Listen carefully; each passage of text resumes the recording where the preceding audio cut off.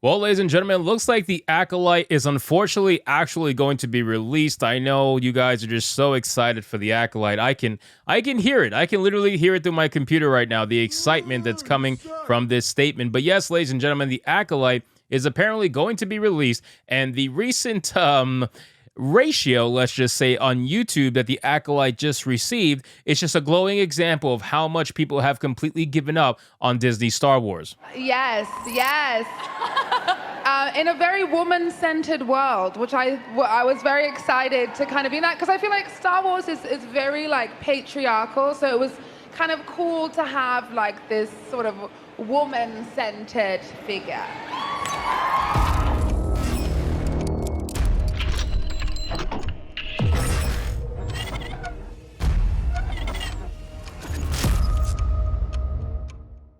Now, we have an article here from That Park Place with a headline that reads, "The Acolyte passes 500,000 dislikes on YouTube and displeased Star Wars fans ratio Lucasfilm." Now, Lucasfilm has been getting ratioed for the past few years now. Let's be real. Like, Star Wars has completely died off the face of the earth to the point where they can't even get their own products funded. And meanwhile, all these other indie developers and creators are able to get their products funded, no problem. But something such as mainstream Star Wars can't get funded. It really is quite interesting to see what has become of Star Wars and Lucasfilm. But once Kathleen Kennedy touches something, you can pretty much guarantee it's probably going to die. So let's get into this article, guys, from That Park Place. But of course, before we do, if you are new here, just consider hitting that subscribe button. I would greatly appreciate it, and like the video to push us out into that YouTube algorithm. It says the Acolyte has been declared as a record-breaking by Lucasfilm. Unfortunately for the studio and for Disney, these are not the records that they were looking for. The Acolyte is the next big Disney Plus Star Wars live-action show with 8 episodes ready to release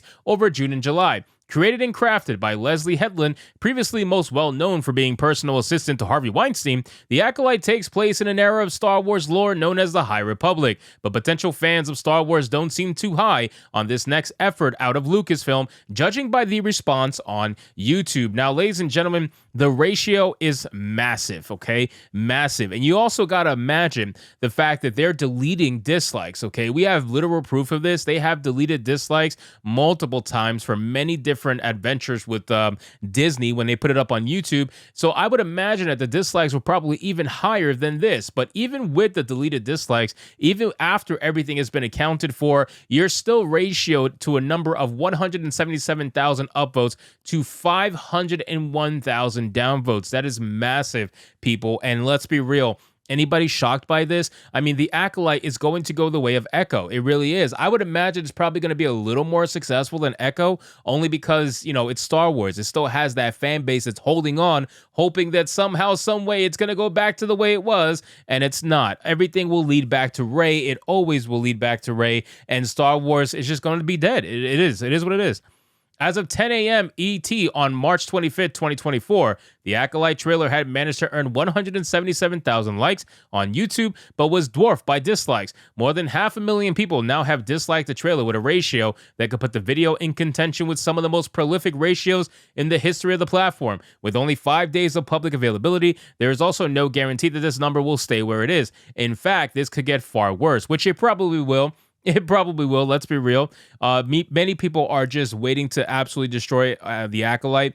I personally didn't even think the Acolyte was even going to come out because they were constantly canceling TV shows, pushing back TV shows, blaming everything under the sun for why these shows were getting canceled or pushed back. So the Acolyte, but listen, the Acolyte gives them their narrative, right? The Acolyte is that girl boss show that they've been dying to come out with, right?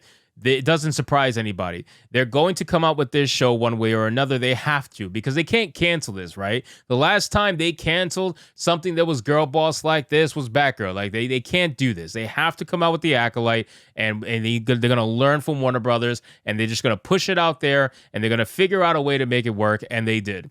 It says part of Lucasfilm's marketing efforts have been to highlight viewership of the trailer rather than the actual reception. So it says, however, even this effort has hit a snag, according to research performed by entertainment pundits and journalists at Echo-based network, as well as financial analyst Valiant Renegade. The Mandalorian Season 3 trailer has had higher views than the Acolyte. And without this sort of backlash, but what appears to be happening is that Lucasfilm is designating carefully that the Acolyte has broken digital-only 24-hour records as opposed opposed to actual 24-hour viewership records. This is accomplished by not comparing the Acolyte trailer to the Mandalorian Season 3 trailer with its television ad viewership numbers. The Acolyte trailer was not shown on television during the first 24 hours as part of any paid commercial program, whereas the Mandalorian Season 3 trailer was. Now, you guys got to understand, okay? Disney has people that work for them that are paid literally just to make the company look as good as possible in any scenario.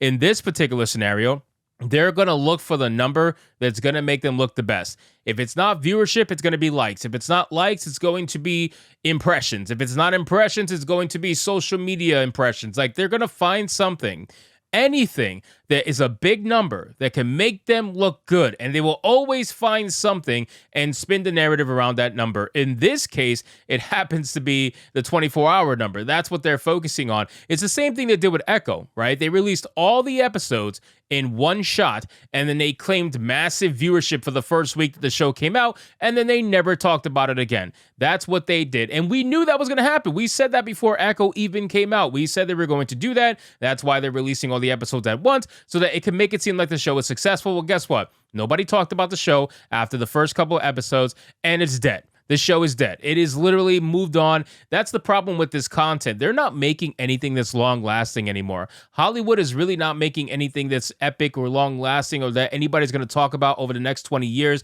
They're not really doing that anymore. You don't really get those kind of films anymore. You don't really get those kind of TV shows anymore because what's being made is creatively bankrupt. It is literally just content for content's sake, to get it out there, push it out there, make it hit for the first week or two, and be on with your life. That's all they're trying to do. It says, unfortunately for Disney Star Wars, that means that the Acolyte hasn't broken any significant viewership records for its trailer. Perhaps even more, unfortunately, the record it likely will break for the most disliked Star Wars trailer under Kathleen Kennedy is insignificant, nor is it convoluted. For a Walt Disney Company attempting to fend off criticisms that it has lost Main Street audiences, this is yet another devastating blow to its public perception. Now, what I will say is that Kathleen Kennedy touching anything within Star Wars at this point, I mean, she is Star Wars, right? It's unfortunate, but she is Lucasfilm, and Lucasfilm is she's going to go down with the ship, okay? Like, if the ship is not already dead, if it's basically about to go down on the water, she's at the tippy top, getting ready to go in the water with it. I'm just being real with you.